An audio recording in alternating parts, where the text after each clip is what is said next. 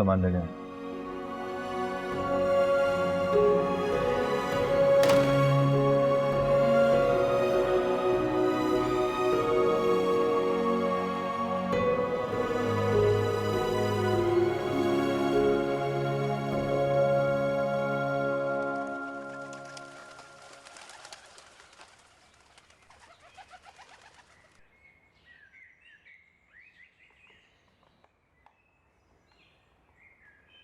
आमीन। सहर बेटा, मैंने सोचा कराची जाने से पहले एक बार तुम्हें तुम्हारे वालिद की खबर पर ले जाऊं। फिर बाद में पता नहीं मौका मिले ना मिले, तुम्हारा हैदराबाद आना हो या ना हो।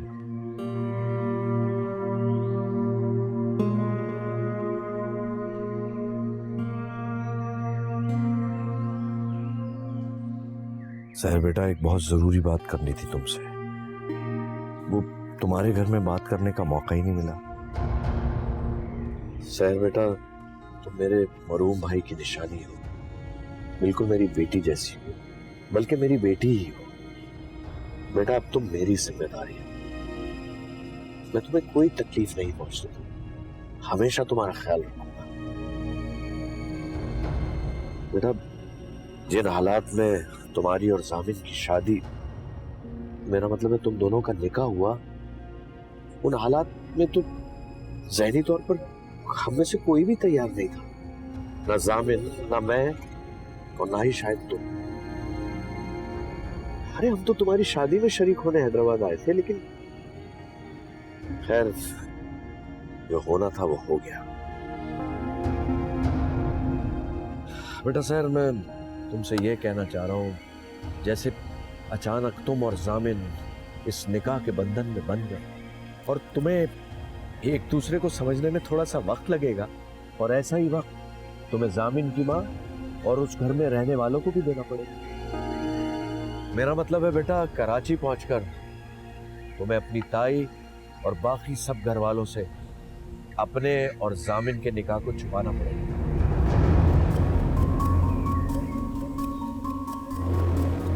मुझे गलत मत समझना बेटा, जिस तरह ये निकाह तुम्हारे और जामिन के लिए अजीब है, वैसे ही तुम्हारी मुनज़्ज़ा ताई और सारे घर वालों को भी अजीब लगेगा। ऐसे हालात में, ऐसे सिचुएशन में इंसान बहुत अजीब तरीके से रिएक्ट करता है।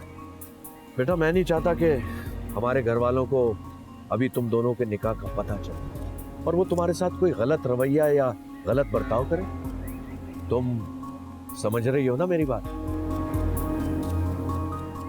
बेटा, तुम्हें परेशान होने की जरूरत नहीं। उस घर के रहने वाले सब बहुत अच्छे, मुनज़्ज़ा, भाभी जान, भाई साहब और उनकी बेटी हरीम, वो सब तुम्हें देखकर बहुत खुश होंगे और चंद दिनों में तुम भी उनसे वाकिफ हो जाओगी। फिर सही वक्त देखकर तुम्हारे और जामिन के निकाह के बारे में मैं खुद उन्हें बताऊंगा, लेकिन उससे पहले तुम्हें चुप रहना होगा। बेटा, तुम बताओ, तुम अपने ताए की इतनी छोटी सी बात भी नहीं मानोगी?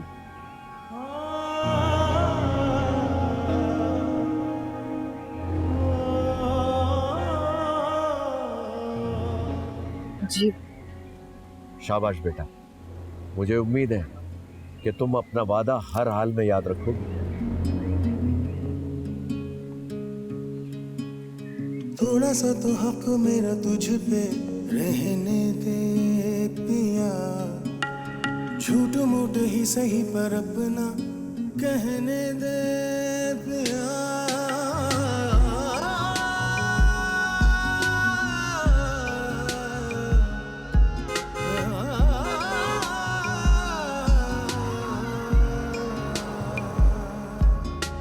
रब ने बना दी मेरी जिंदगी तेरे नाम की, मैं तो पिया सारी तेरी तेरे बिना किस काम की। कोई शिकवा करो पर बात करो, दर्द बांटने दो, मेरे साथ रहो। अस्सलाम वालेकुम चाचा। अरे मेरी बेटी, कैसी है हरीम बेटा? मैं ठीक हूँ, आप कैसे हैं? ठीक हूँ। जामिन, तुम क्या कर रहे हो? ये बैग किसका है?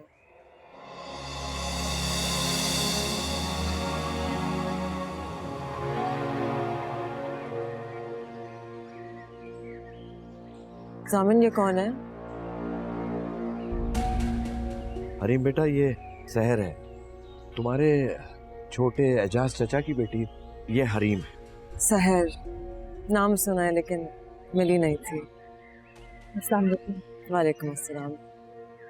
लेकिन आप यहाँ, आपकी तो शादी हो रही थी ना? वो सारी बातें यहीं करोगी बेटा, अंदर जाके कर लेंगे बाकी बातें। तुम इसे गले लगाओ, वेलकम करो अपने घर में। वेलकम।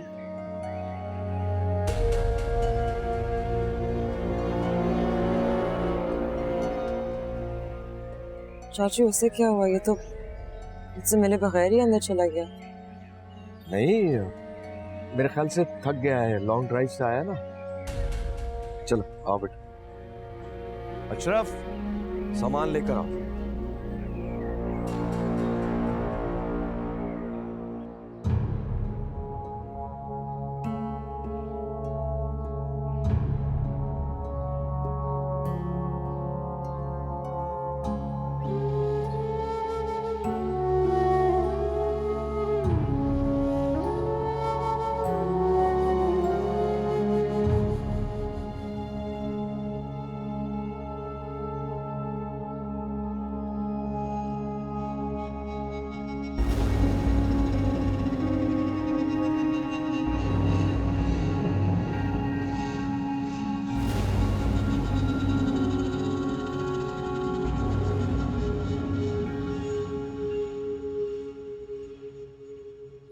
एक तो आप 3 दिन के बाद आए, ऊपर से बिन बुलाए मेहमान को भी साथ ले आए। इतना लंबा सफर करके आया हूँ, कम से कम सांस तो लेने दो मुझे। मेरा सांस हलक में अटका हुआ है और आपको अपनी सांस की पड़ी है।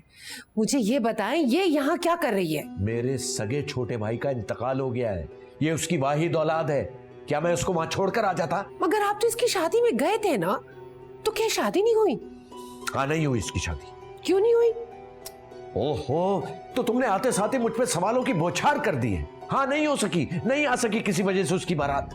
और मेरे सगे भाई की औलाद है, उसकी निशानी है। क्या मैं मोहल्ले वालों के आसरे पे छोड़ के आ जाता इसको? मगर आप मुझे बताएं तो सही, इसकी शादी आखिर क्यों नहीं हुई? बताएं मुझे। ओए, तो तुम औरतों के दिमाग में एक बात बैठ जाए ना तो फिर वो अटक के रह जाती है।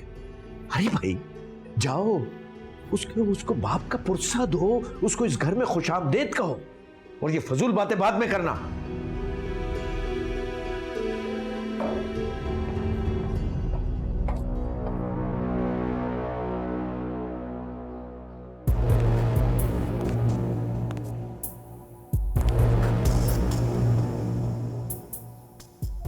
अस्सलाम वालेकुम। एजाज अहमद की बेटी हो? जी। इन्ना लिल्लाहि व इन्ना इलैहि राजिऊन। अल्लाह तुम्हारे बाप को गरी के रहमत करे। मगर यहाँ क्या कर रही हो? वो मुझे वकार ताया अपने साथ लेकर आया। हैरत है, लेकिन खैर, तुम पानी वानी पियो, मगर अपने ये बक्सा मत खोलना। मैं बात करती हूँ वकार अहमद से। तुम्हें जाना होगा, तुम मेरे घर में नहीं रह सकती।